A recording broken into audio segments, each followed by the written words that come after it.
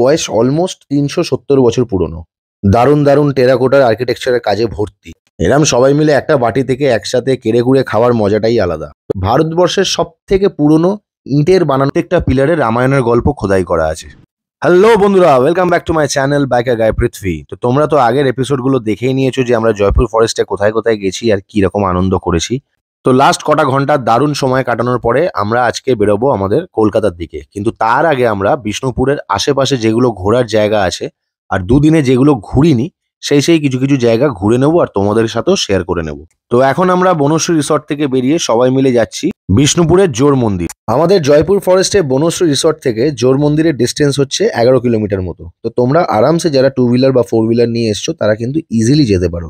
আর যারা এমনি নর্মাল ট্রান্সপোর্টে এসছো তাদের জন্য তো টোটো বা ওরকম টাইপের ট্রান্সপোর্টেশন ওখানে অনেকই আছে। জয়পুর ফরেস্ট থেকে বিষ্ণুপুর যাওয়ার রাস্তার ভিউটা খালি দেখে নাও বন্ধুরা, তোমরা জাস্ট যারাই আসবে তোমরা খুবই আনন্দ পাবে এই রাস্তায় ড্রাইভ করে, এটুকু কিন্তু কনফার্ম। দেখতে দেখতে আমরা বিষ্ণুপুরের জোর মন্দিরের সামনেই চলে আসলাম আর এইখান রাস্তাটা দিয়ে তোমরা চলে যাবে। আর একটু পরেই বাঁদিকে দেখতে পাবে তোমরা হাট বসেছে, এটা হচ্ছে পোড়া মাটির হাট। তো জোর মন্দিরের সামনেই হাটটা বসে প্রতি রবিবার।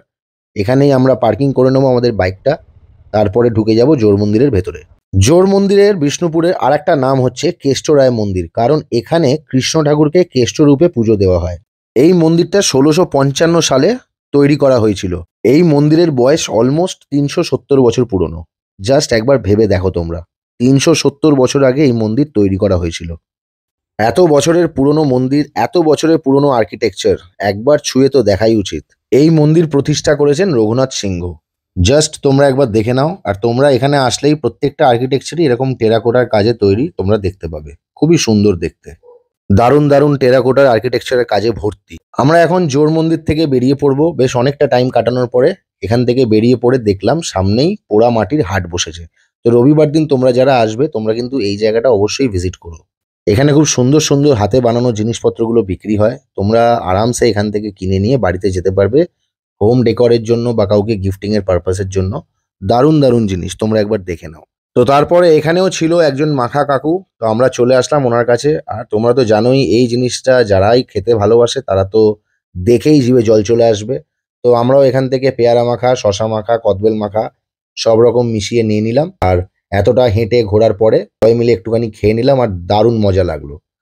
এরম সবাই মিলে একটা বাটি থেকে একসাথে কেড়ে খাওয়ার মজাটাই আলাদা। তো বন্ধুরা, আমরা এখন যাচ্ছি মদনমোহন মন্দিরে।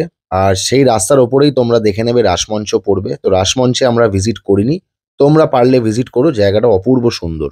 16শো শতাব্দীতে মল্লার রাজা বীর হম্বীর এই জায়গাটা বানিয়েছিল। এর চারিপাশে আছে বাগান, সুন্দর গার্ডেন তৈরি করা, আর মাঝখানে আছে রাসমঞ্চ। এই জায়গাটা হচ্ছে ভারতবর্ষের সব থেকে পুরনো ইটের বানানো মন্দির। তোমরা গেলে অবশ্যই কিন্তু এই জায়গাটা ভিজিট করো। তারপরে ওখান থেকে আমরা চলে আসলাম মদনমোহন মন্দিরে।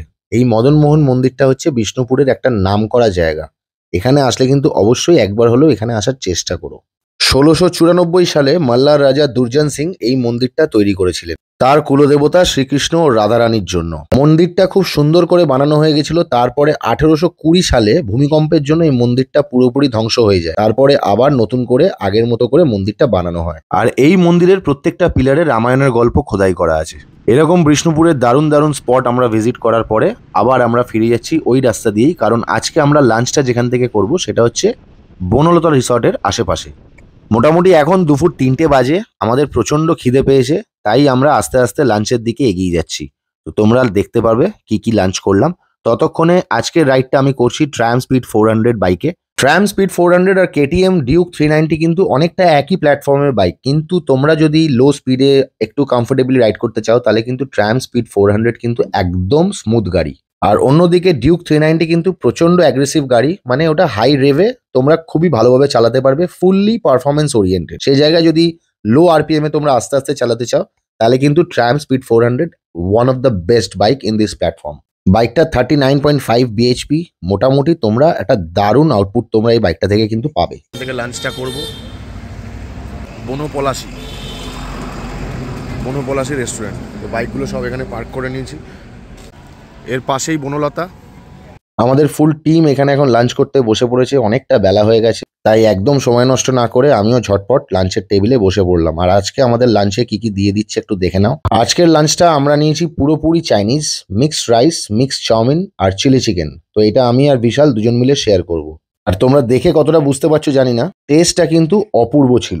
লাঞ্চ কমপ্লিট করার পরে আমরা বেরিয়ে পড়লাম। মোটামুটি আমাদের 140 কিলোমিটার মতো এখন রাইড করতে হবে, তাই জন্য আমরা লাঞ্চ কমপ্লিট করে ওখান থেকে রওনা দিয়ে দিলাম। আর কিছুক্ষণ বাদেই সন্ধে হয়ে গেল।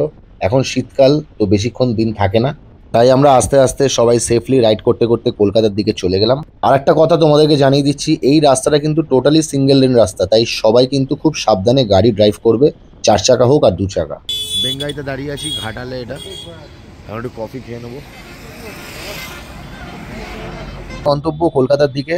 তো এই ভিডিওটা আজকে এত অবধি থাকলো। ভিডিওটা যদি তোমাদের ভালো লাগে তাহলে অবশ্যই কিন্তু ফলো করতে ভুলো না চ্যানেলটাকে। আর আগামী দিনে আরো ভালো ভালো ভিডিও তোমাদের জন্য আসতে চলেছে। ততদিন stay safe, ride safely. Your biker guy Prithvi is signing out.